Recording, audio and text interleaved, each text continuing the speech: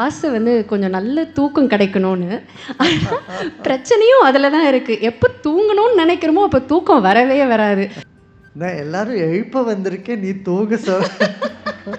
வாழ்க்கையில் எப்போ நாம் ஓடணும், எப்போ ஆக்டிவாக இருக்கணும், எப்போ கொஞ்சம் பிரேக் எடுக்கணும், மனசை எப்போ நம்ம நிறுத்தணும் அப்படின்ற அந்த ஒரு கலையை நாம் தெரிஞ்சுக்கணும். இந்த பணம்னு இருக்குல்ல. ஸோ பணம் நம்மளை தேடி வருமா? இல்லை அதை நம்ம தேடி ஓடணுமா? சும்மா வீட்டில் உட்காந்து சாப்பாடு தன்னால் வாய்க்குள்ளே வரும்னு நினைக்க முடியாது. இறைவனை காண்பதற்கு என்ன செய்ய வேண்டும்?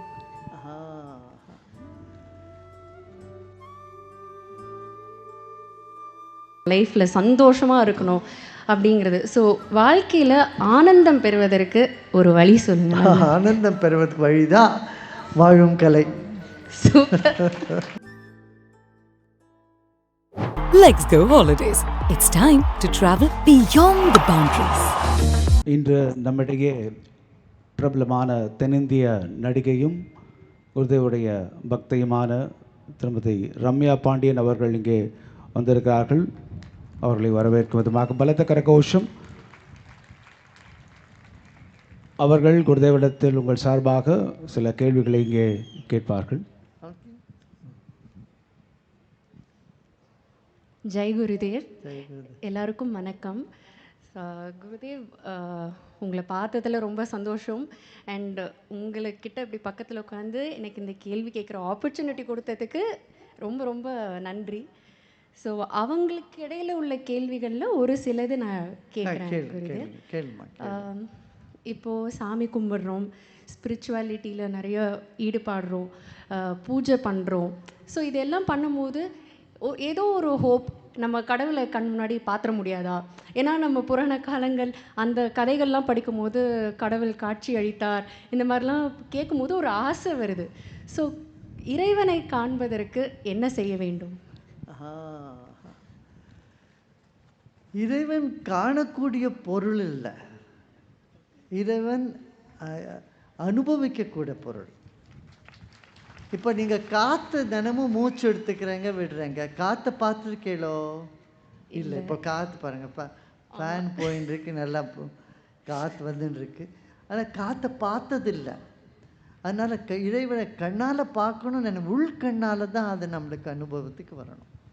அதனால தான் கண்ணு மூடி உள்ளே இருக்கிற கடவுளை கண்டுக்கோ அப்படின்னு சொல்கிறாங்க.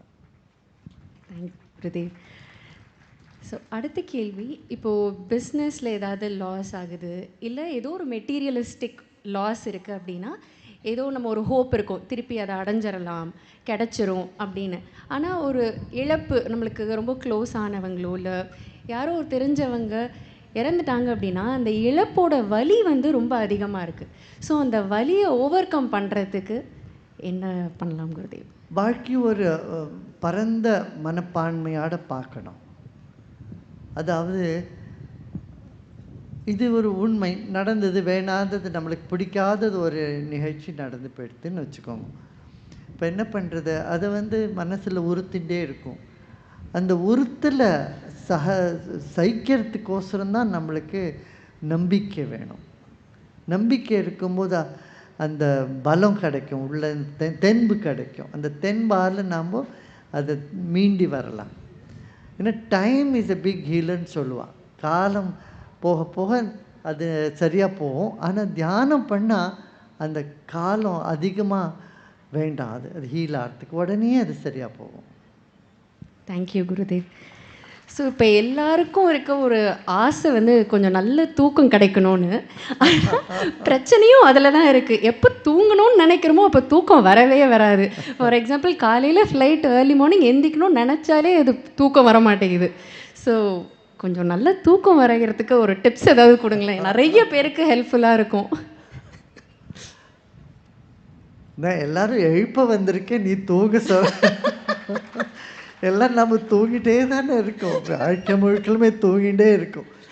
இதுக்கு இல்லை, அந்த சொல்கிறது கரெக்ட் தான், அது சரியானது தான். ஏன்னா தூக்கம் அது நம்ம எத்தனை முயற்சி செய்கிறோமோ அவ்வளோ நம்மளுக்கு தூக்கம் வரவே வராது. ஞாபகம் பண்ணணுன்னா பண்ணிக்கணுன்னா கூட முயற்சியால் முடியாது. அதே மாதிரி தூங்கிறதுக்கு முயற்சி செய்தால் தூக்கம் வராது. என்ன பண்ணணும்? எல்லாம் விட்டுட்டு ஓய்வு எடுக்கணும். அதுக்கு அதுக்கு தான் அந்த அது அது என்ன சொல்லுவோம், அதுக்கு அந்த ஞானம் வேணும் நம்மளுக்கு. பொறுமை, நம்பிக்கை, ஞானம், இது 3 இருந்தால் நல்லா நடக்கும். இப்போ நம்மளுக்கு நம்பிக்கை, நம்ம மேலே தன்னம்பிக்கை குறைஞ்சிருந்தா காத்தால் நம்ம எழுந்திருக்க முடியுமா முடியாதோ அப்படின்னு இருந்தால் பயம் இருக்கும்.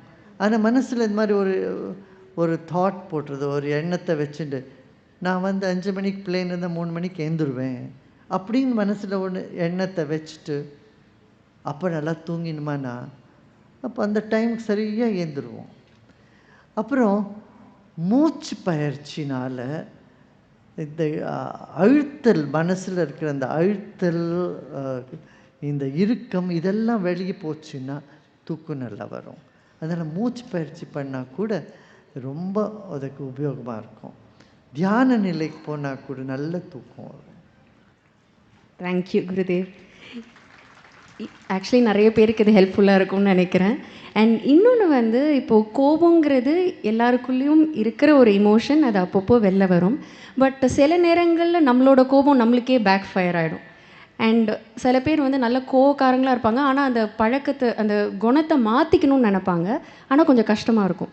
ஸோ இந்த கோபத்தை குறைக்கிறதுக்கோ இதை தவிர்க்கிறதுக்கோ ஏதாவது ஒரு டிப்ஸ்? இப்போது நம்ம யாருக்கு கோபம் அதிகமாக வரும்னு பார்த்துருக்கியா? அது என்ன பண்ணால் பர்ஃபெக்ஷன், எல்லாம் நம்மளுக்கு சரியாக இருக்கணுன்றவங்களுக்கு அதிகமாக கோபம் வரும்.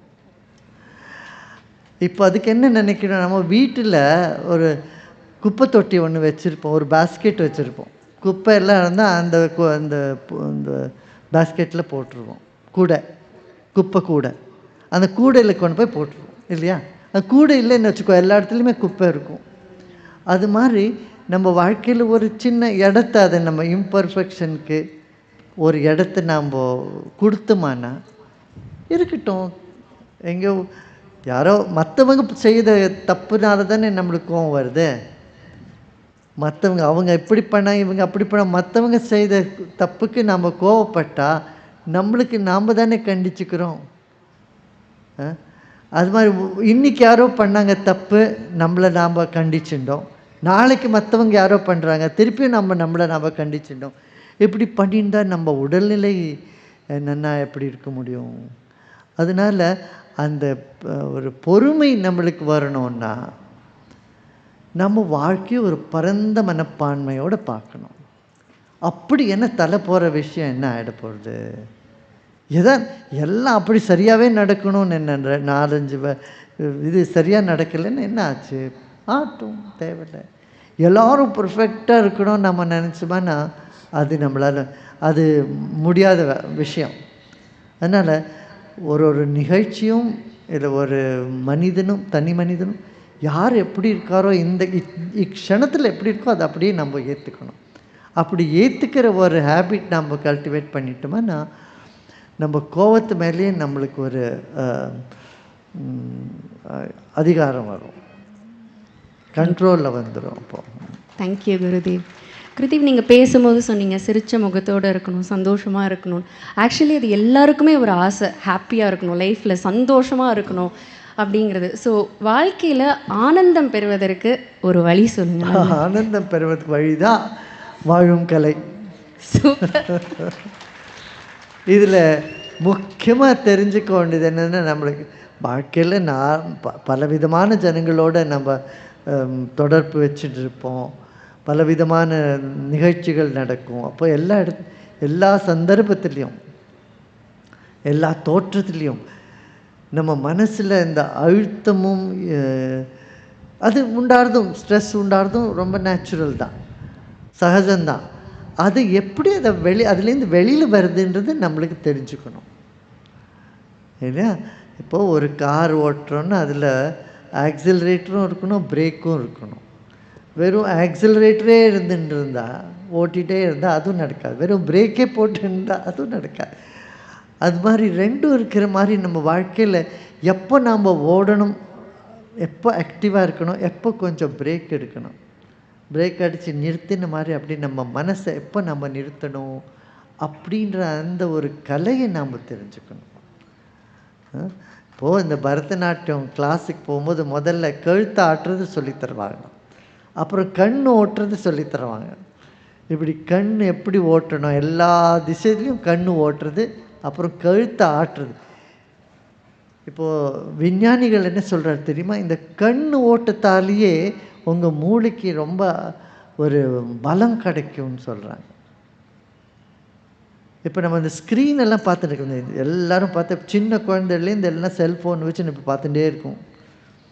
அது அப்படியே பார்த்துட்டே இருக்கும்போது கண் நம்ம இமையை நம்ம மூடாத இருக்கும்.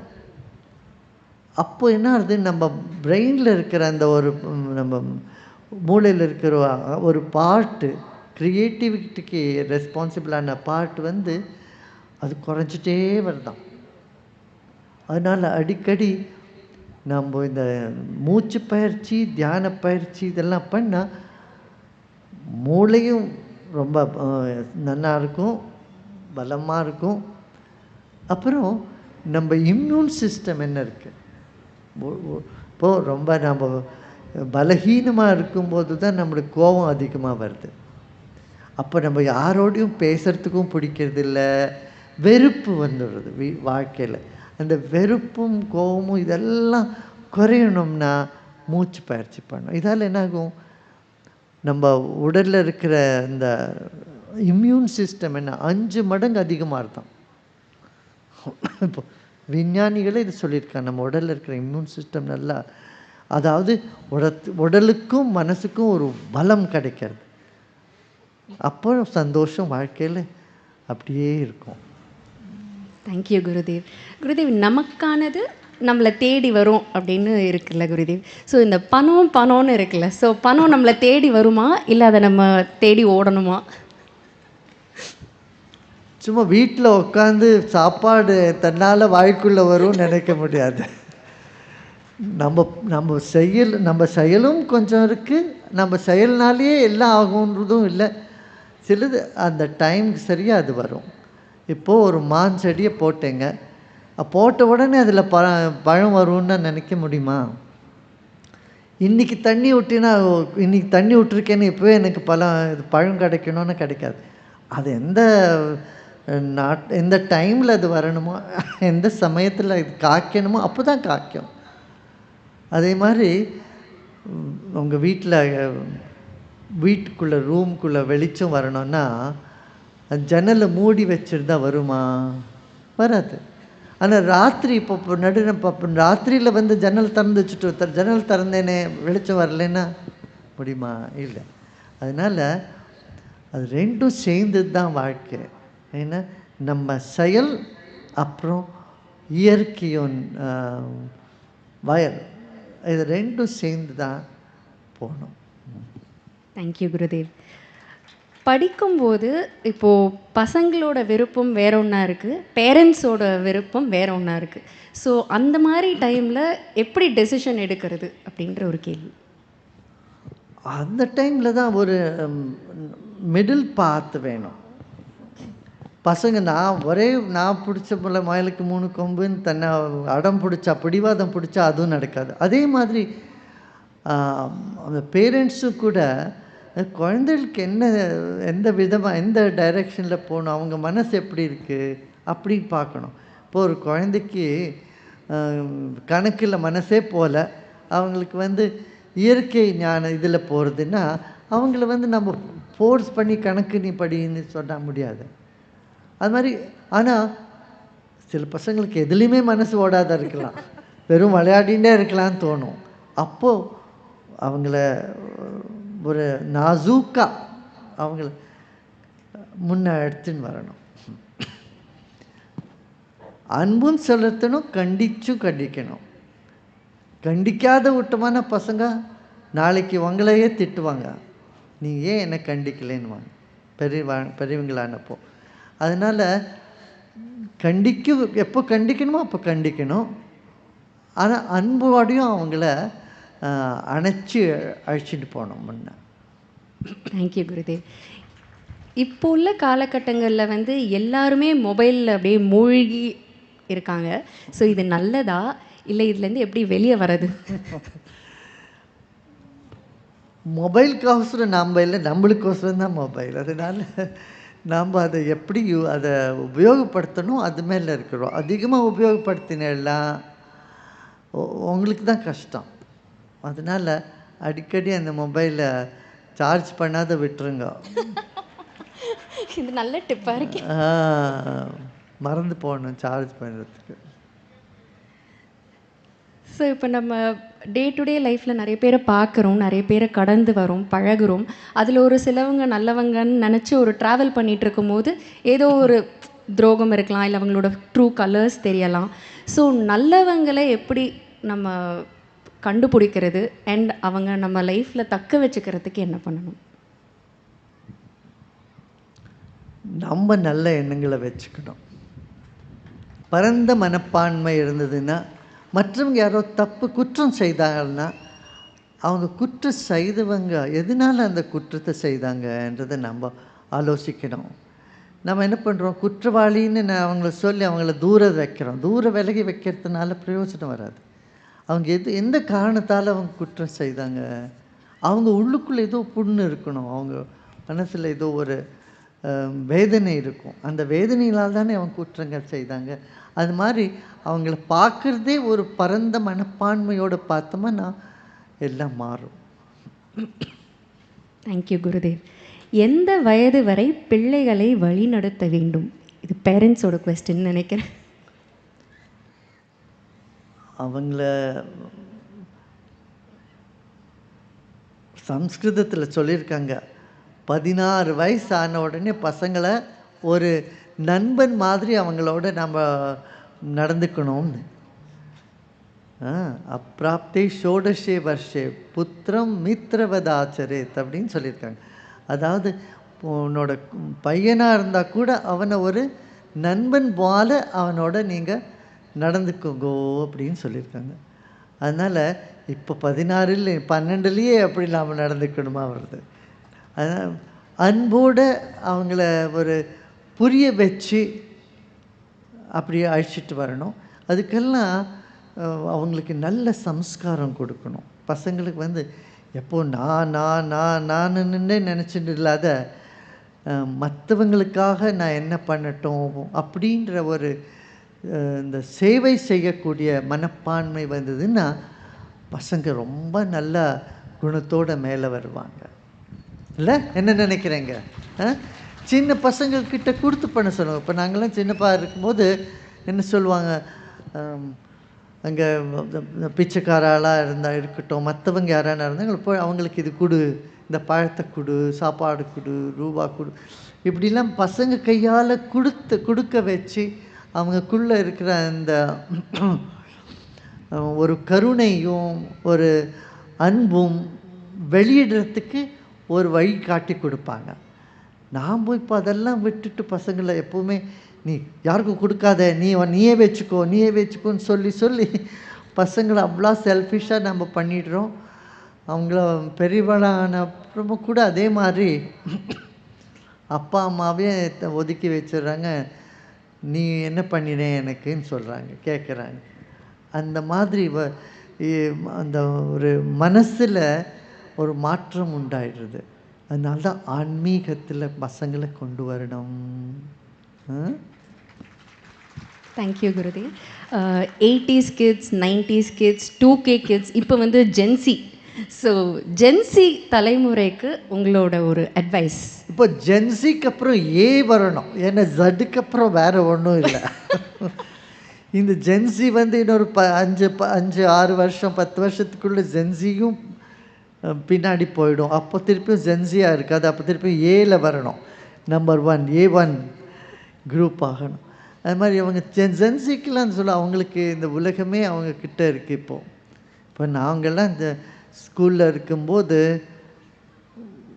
ஏதான ஒரு இன்ஃபர்மேஷன் நம்மளுக்கு வேணும்னா நம்ம என்ன பண்ணுவோம், இப்போ லைப்ரரிக்கு போகணும், அங்கே போய் அதை தேடணும், அந்த புஸ்தகத்தை அது தேடி உட்காந்து படிக்கணும். 2-3 நாள், ஒரு வாரம் ஆனாலும் ஆகும் நம்மளுக்கு என்ன வேணுமோ அது தெரிஞ்சுக்கிறதுக்கு. இன்றைக்கி அவங்களுக்கு எல்லாம் செல்ஃபோன் ஒரு பட்டன் அனுப்பிச்சாங்கன்னா எல்லாம் தெரியும். நிறைய இன்ஃபர்மேஷன் இருக்குது நம்ம பசங்களுக்கு. இப்போ அது குறவே இல்லை. அதனால் அவங்களுக்கு உலகமே உங்ககிட்ட இருக்குது ஜென்சிக்காரர்கிட்ட. அதனால் நீங்கள் இப்போவே அதுக்கு ஒரு ரெஸ்பான்சிபிலிட்டி எடுத்துக்கோங்க. ரெஸ்பான்சிபிலிட்டி எடுத்துக்கோங்க. இந்த உலகத்தில் இயற்கையை காப்பாற்றுறதுக்கு நீங்கள் எல்லாம் முன்ன வாங்க. அது that's a very good thing. இப்போது ஜென்சி பாருங்கள், பஜன் கிளப்பிங் எல்லா இடத்துலையும் பண்ணுறாங்க. இப்போ நம்ம ஆர்ட் ஆஃப் லிவிங்கில் தான் அதை முதல்லேருந்து ஆரம்பித்தோம். நிறைய இடத்துல யங்ஸ்டர்ஸ் அவங்க எல்லாம் கிட்டார் எடுத்துட்டு தபலா எடுத்துட்டு எல்லாம் பாட்டு பாடி அந்த பாடலில் ஒரு ஆனந்தம் கிடைக்கிறது, ஒரு சந்தோஷம் கிடைக்கிறது, அது வேறு எதுலேயும் கிடைக்காது. அந்த மாதிரி ஒரு பக்தி பாடல்கள் நம்ம தமிழ்நாட்டில் பக்தி பாடல்கள் அநேகமாக எத்தனையோ பேர் நாயன்மார்கள் 63 பேர் நாயன்மார்கள் ஆழ்வார்கள் இவங்களாம் பாடியிருக்காங்க. இந்த பாடல்கள்லாம் ரொம்ப அற்புதமான பாடல்கள். இதெல்லாம் நம்ம ஜென்சி பசங்க இதை எடுத்துட்டால இங்கே தனியாக ஒரு பஜன் கிளப்பிங் நீங்கள்லாம் பண்ணுங்கள். தமிழ்நாட்டில் ஒரு பெரிய இந்த அன்பின் அலை எழுந்துருக்கிற மாதிரி நீங்கள்லாம் பண்ணோம். அன்பின் வெள்ளம் உண்டாடும். அப்போ பாருங்கள் தமிழ்நாடு எவ்வளோ சிறந்த நாடாக மேலே வரும். செய் நன்றி மறந்தவர்களை என்ன செய்யலாம்? பரிதாபம் பண்ண அவங்கள பற்றி. ஐயோப்பா, என்ன பண்ணுறது, அவங்க குவாலிட்டியே அவங்க லைஃபோட குவாலிட்டியே அப்படி இருக்குது. நன்றி இல்லாதவங்க நம்ம சொல்கிறோமே, நாய்க்கு கூட நன்றி இருக்குது. ஆனால் அதுக்கும் ஒரு மனிதன் நிலை இந்த எல்லா பிராணிகளோட கூட கீழே போனதுனால அவங்களுக்கு என்ன பண்ண பரிதாபம் தான் பண்ண முடியும். காதலிக்க தொடங்க வேண்டிய வயது எது குருதேவ்? காதலிக்க தொடங்க வேண்டிய வயது அது உங்கள் உடலே உங்களுக்கு சொல்லும். நான் சொல்லணும்னு அவசியம் இல்லை, உங்கள் மனமே சொல்லும். அதுக்கு உங்களை எல்லாருக்குமே பிடிக்குது குருதேவ், அதுக்கு காரணம் என்ன? அதுக்கு நான் தான் காரணம். நான் காரணம். அடுத்தது உங்க நல்ல உள்ளம், நல்ல உள்ளம் இருந்தவங்களுக்கெல்லாம் நான் நல்லா பிடிப்பேன். நல்ல நண்பன். பசங்களுக்கு, படிக்கிற பசங்களுக்கு நீங்கள் படித்து முடித்த பிறகு காதலில் இறங்குங்க. படிக்கும்போது காதலில் இறங்குன்னா பாதியில் படிப்பு அங்கேயே நின்றுடும். ஏன்னா காதலுக்கு முன்னே எதுவும் ஓடாது. நீங்கள் புஸ்தகத்தை வச்சுப்பே காதலே தான் காதலில் வந்துட்டுருக்கோம். கிளாஸில் உட்காந்து அவங்க ப்ரொஃபஸர் சொல்கிறது காதில் வராது. அந்த காதலின் ஏக்கத்திலேயே நீங்கள் கிளாஸில் உட்காந்துருந்துருப்பேன். அதனால் படிக்கிற வரைக்கும் கொஞ்சம் அந்த காதலில் வந்து கொஞ்ச நேரம் வெயிட் பண்ண வைங்க. வெயிட்டிங் ரூம் அங்கே உட்காந்து வை. படித்து முடித்த பிறகு அதில் இறங்கலாம். உன் நண்பன் யார் என்று சொல், நீ யார் என்று சொல்வேன் அப்படின்னு சொல்லுவாங்க. ஸோ ஒரு நல்ல நண்பன் கிடைக்கிறதுக்கு என்ன செய்ய வேண்டும்? ஒரு நண்பன்கிட்ட நீங்கள் போய் உட்காந்து ஒரு 10 நிமிஷம் உங்கள் பிரச்சனை எல்லாம் சொல்லுங்கள். அவங்கக்கிட்ட ஏந்திரிச்சு வரும்போது உங்கள் மனநிலை எப்படி இருக்குன்னு பார்த்துக்கோங்க. நீங்கள் நினச்ச பிரச்சனைகள், அந்த பிரச்சனைகள்லாம் எதுவும் இல்லாத போய் உங்களுக்கு ரொம்ப ஒரு லைட்டாக உங்களுக்கு ஃபீல் ஆச்சுன்னா அவன் நல்ல நண்பன். உங்கள் பிரச்சனைகளை எடுத்துன்னு நீங்கள் உங்கள் நண்பன்கிட்ட போய் உட்காந்து பேசிட்டு வெளியில் வரும்போது, ஐயோ நான் நினச்சது ஏதோ சொன்னேன், அதோட பெருசாக இருக்கே இது, அதோட இது பிரம்மாண்டமாக இருக்குது அப்படின்னு தோணித்துன்னா அவங்க நல்ல நண்பன்னு சொல்ல முடியாது. ஏன்னா உங்கள் பயத்தையும் உங்கள் பிரச்சனையும் உங்கள் பெருசாக்கிறவங்க உங்கள் நண்பராக இருக்க முடியாது. உங்களுக்கு பயமூர்த்தி உட்காத்தி வைக்கிறவங்க அவங்க நண்பராக இருக்க முடியாது. உங்களுக்கு ஒரு ஆத்மபலம், தைரியம் கொடுக்கறக்கூடியவர் தான் உங்கள் நண்பர். அதே விஷயத்தில் நீங்கள் ஏதோ தவறான காரியம் பண்ணணும்னு போனேன்னு வச்சுக்கோங்க, அப்போது அதெல்லாம் ஒன்றும் ஆகாதே நீ பண்ணு போன்னு சொல்கிறவனுக்கு நண்பர்னு நினைக்காதுங்க. ஏன்னா தவறான காரியத்துக்கு சம்மதிக்கிறவங்க நண்பராக இருக்க முடியாது. நல்ல காரியத்தை தடுக்கிறவங்க கூட நண்பனாக இருக்க முடியாது. புரியுறது இல்லையா? ஏன்னா தவறான காரியம் போது முதல்ல நீங்கள் உங்கள் மனசில் உறுத்தும், ஐயோ இது பண்ணக்கூடாதோ என்னமோன்னு. அப்போ போய் நீங்கள் உங்கள் நண்பர்கிட்ட கேட்டால் அவங்க இல்லை இல்லை நீ பண்ணுனாக்கா அப்போது நீங்கள் கொஞ்சம் அதை ஜாகிரதையாக பார்க்கணும். எல்லா ஸ்டேஜ்லையுமே தன்னம்பிக்கைன்றது ரொம்ப முக்கியமாக இருக்குது. அது காலேஜாக இருந்தால் ஒரு இன்டர்வியூ அட்டன் பண்ணுறது, வேலை செய்கிற இடத்துல தன்னம்பிக்கை தேவை. ஃபார் எக்ஸாம்பிள் எனக்கு ஷூட்டிங் போகிறேன் அப்படின்னா எனக்கும் தன்னம்பிக்கையோடு இருந்தால் அது ஈஸியாக இருக்கும். ஸோ தன்னம்பிக்கையை வளர்க்கறதுக்கு என்ன பண்ணலாங்க பற்றி? தன்னம்பிக்கையை வளர்க்குறதுக்கு என்ன பண்ணணுன்னா தியான நிலை. தியானம் பண்ணலனாக்கா அதனால நம்பிக்கை வளர்த்துடும். நம்ம எதுவுமே பண்ண வேண்டாம். அப்புறம் கம்பேரிசன் பண்ணுறதை நிறுத்தணும். மற்றவங்களெல்லாம் பார்த்து ஐயோ அவங்களுக்கு இப்படியா இருக்குது, இவங்களுக்கு இப்படியா இருக்கு, அவங்க மேலே போயிருக்காங்களே அப்படின்னு அவங்களெல்லாம் பார்த்து பார்த்து நினச்சிருந்தேன்னா அது அது உதவாது. இப்போ தியானம் பண்ணலாமா? வேறு எதனா இருக்கா? ஒரே ஒரு ஒரே ஒரு பிரச்சனை. தவறு செய்ய தூண்டும் எண்ணங்களை தவிர்ப்பது எப்படி குருதேவ்? அழுத்தமும் இருத்தமும் மனசில் இருக்கும்போது தவறு தன்னால் நடக்கும். உணவை நீங்கள் நிறைய சரியாக பாருங்கள். உங்கள் உணவு சாத்வீகமாக இருந்ததுன்னா, உங்கள்